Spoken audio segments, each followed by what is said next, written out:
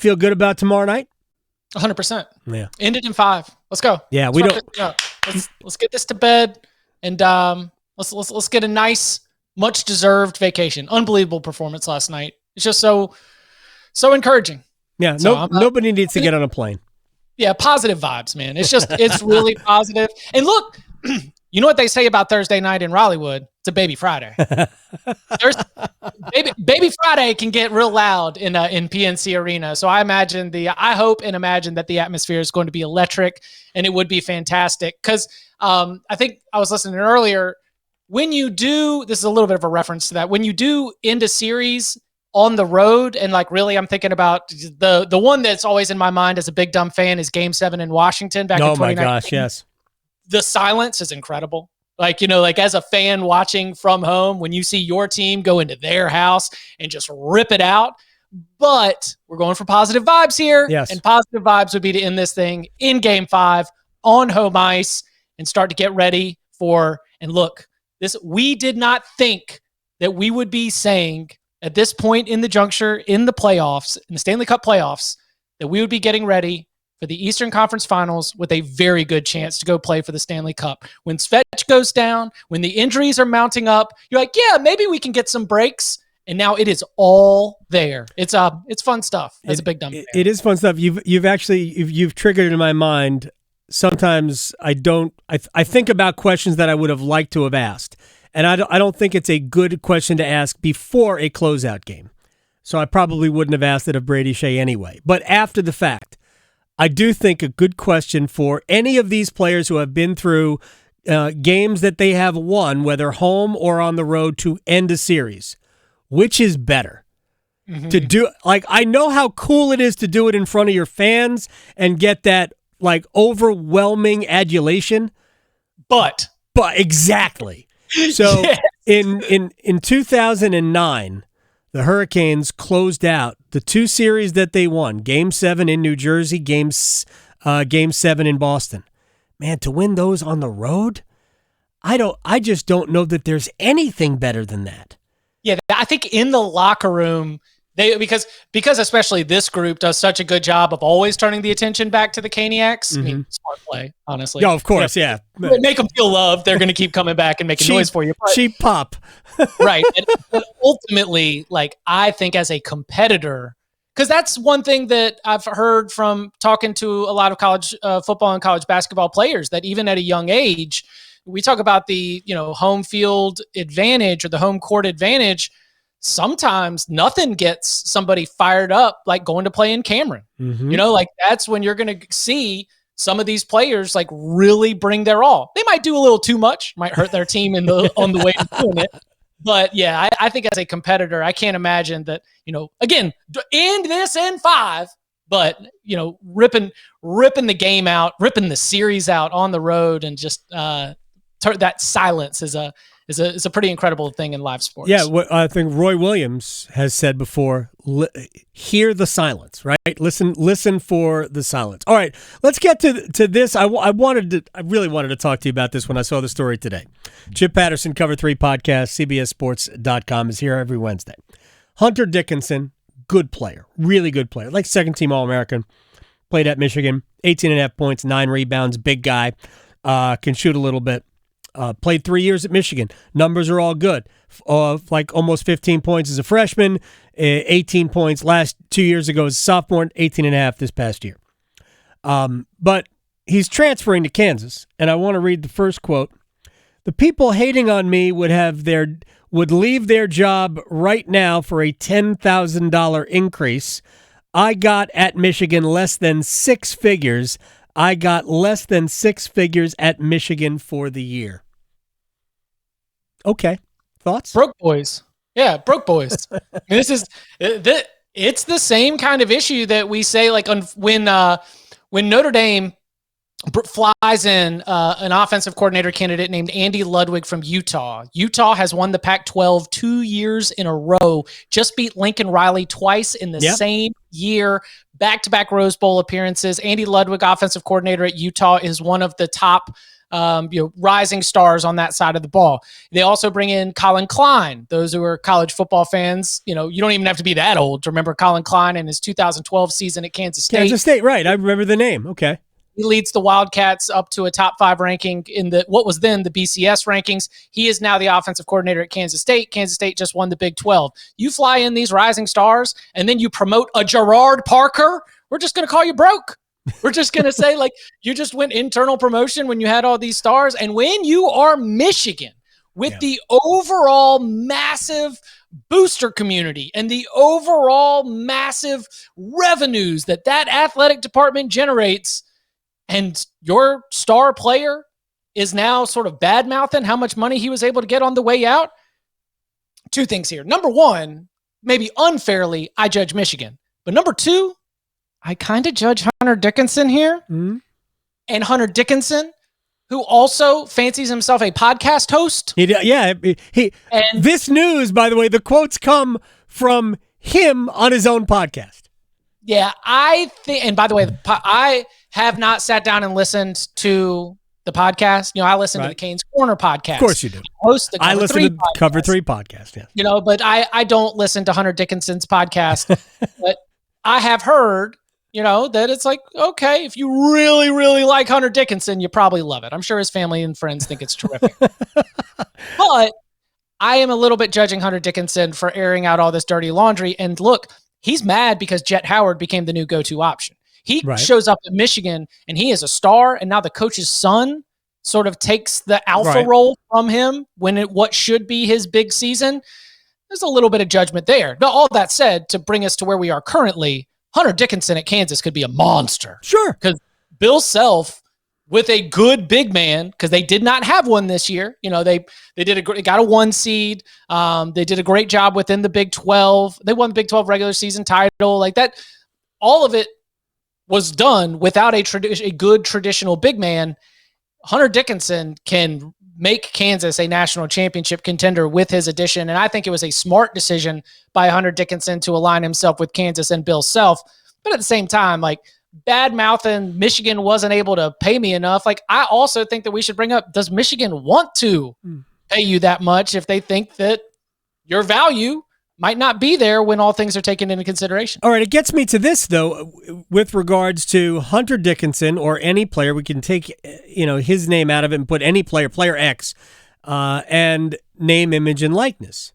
This is clearly not the way that everybody thought that NIL would be applied, because what we're seeing, what the insinuation is here is that Michigan, even though we know it would have to be a third party, isn't paying me enough.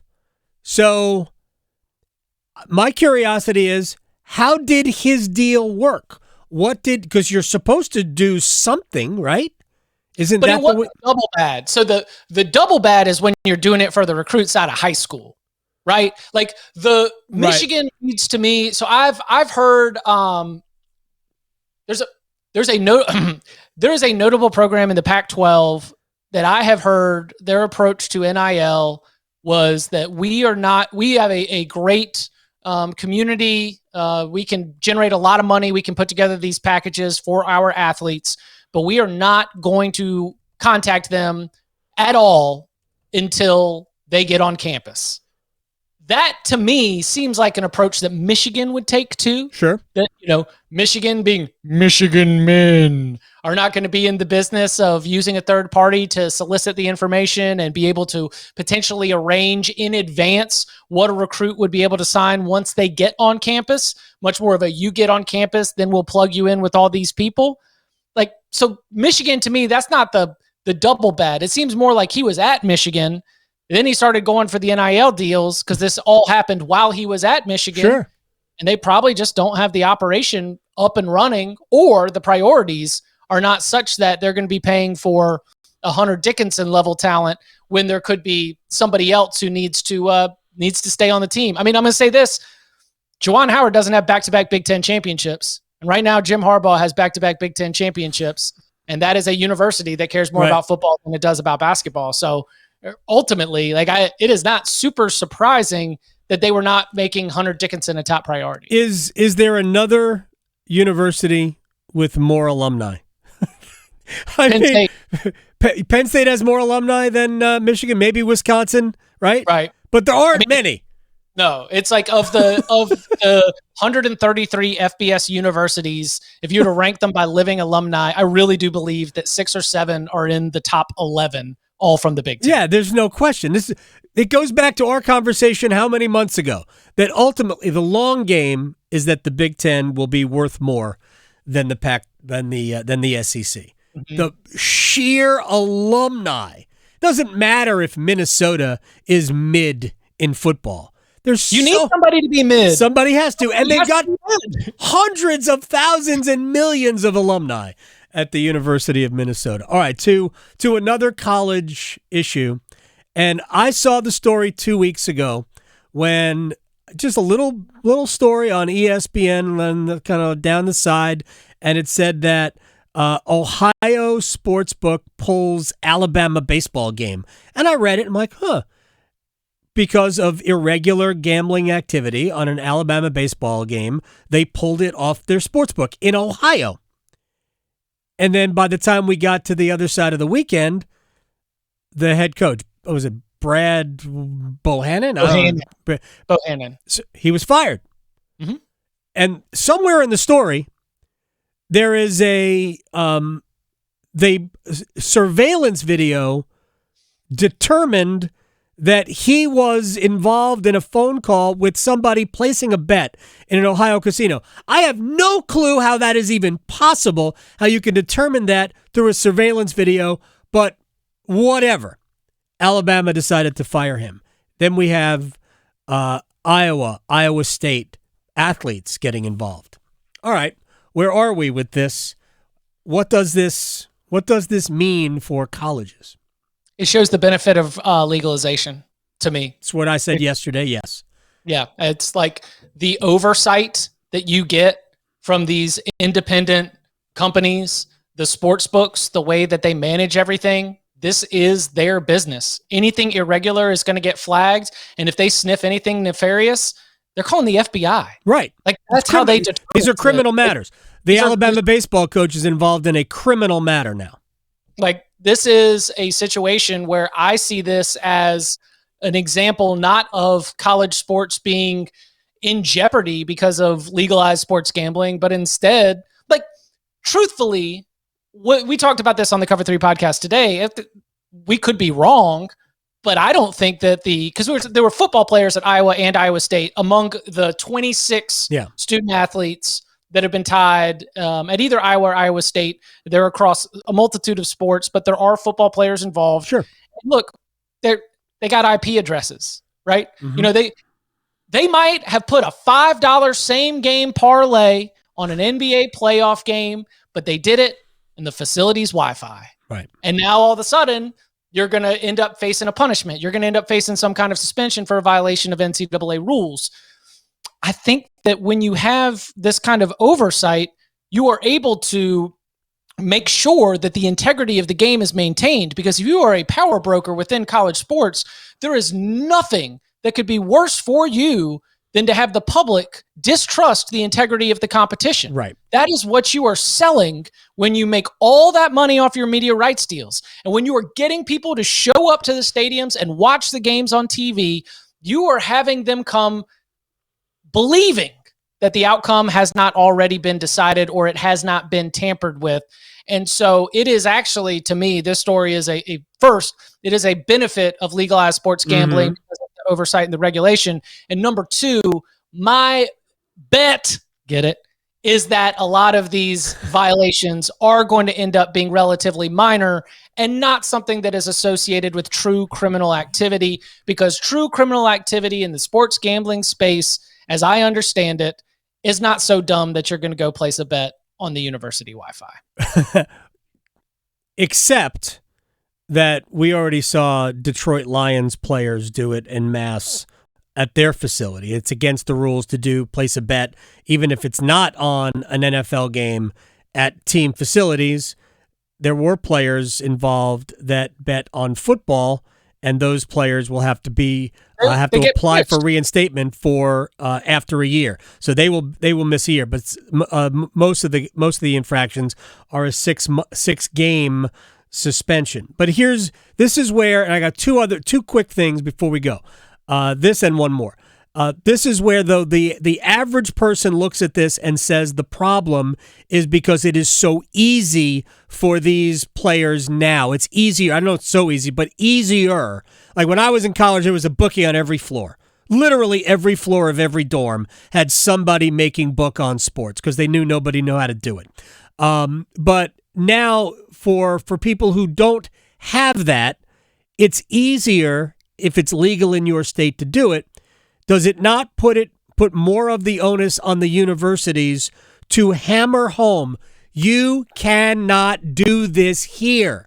If you want to make a bet on the Nuggets and the Suns from your house, do it. But you can't do it here. Does this not put more of the, again, the onus on the schools to make sure that it's being done correctly? It does, and dadgummit, it should, because the universities are making money because of the interest in sports, and the interest in sports is in part powered by the widespread legalization of sports gambling. It is legal in 33 states right now, and that is one of the reasons why some degenerates show up and watch college football games and drive up the ratings on a Saturday. So, if you're continuing to benefit from this, then yeah, it should be part of it, and it's going to be as much a part of the education, and that's why I think that this story is going to end up being used in all of the training camps. It's going to end up being used as the example for every single coach when they're talking to their team, the same way that they would. And look, I'm not trying to get really overly tragic about this, but the same way that the Georgia story is going to drive home a message for every single coach about what you're doing on the weekend, about drinking and driving, about racing, about what to do with these fast cars that NIL opportunities are now affording you. Listen, college sports is growing in a way that is scary to many, and I understand it. There are going to be growing pains, but as I've said with you for years, yes, there will be unintended consequences, but that's not a reason that we shouldn't evolve. We should learn from those consequences and try to be better for the people who are out there. All right, final thing. The National Football League announced today, or was leaked, I don't know if it was an announcement, but it was leaked, that the Jets and the Dolphins will play a Black Friday game, which makes me angry. I'm not the college football freak that you are, Chip Patterson, but guilty. It's all fair. But it bothers me that the NFL can't help themselves. Christmas Day, Black Friday, Thursday. Can the college football establishment, can they do anything about this in terms of trying to eat away at what the NFL does? Can we take a college football, when we expand to 12, can we take that weekend, the quarterfinal weekend, and stick it on an NFL Sunday? No, absolutely not. Look, the greatest thing about the dates of the expanded college football playoff is the fact that the quarterfinals are going to be based around the New Year's Eve and the New Year's Day, which more than Black Friday have been associated with college football for the longest time. And I do think that the most fun of the very beginning is going to be had when you've got those top 4 seeds facing off against the teams that just won in the first round on-campus matchups, and when it is just bang, like one game and then triple header. Yeah, but I want to hurt the NFL here. Listen, hey. CBS pays Leave mortgage. The college game alone. Leave Thursday nights alone. Bothers me. I don't think the Venn diagram crossover is as much. I think the people that would watch college football are always going to watch college football. It is, the group It is not an audience as large, but I think that if there's an NFL game and a college football game going on at the same time, I think that the college football audience is so passionate about. I'll tell you what, college football band opens up. The headliner is the NFL band. College football fans are the kind that show up and leave. Okay. I saw Big Crit open for Ty Dolla $ign with Brian Geisinger at the Ritz a couple years ago, and we didn't know who was going to open. We were there for Big Crit, and Ty Dolla $ign was there for, I don't know, 19 to 22-year-olds. We walked in, Big Crit was first, and when he was done, we left. Okay? I just think that college football fans are like that, and so Okay. I have given up trying to like hurt the NFL or snap back. It is a monster that that our nation cannot quit. Chip Patterson. I can't quit you, man. At Chip_Patterson, Cover 3 podcast. I'll see you later, man. Sounds good. Y'all be well.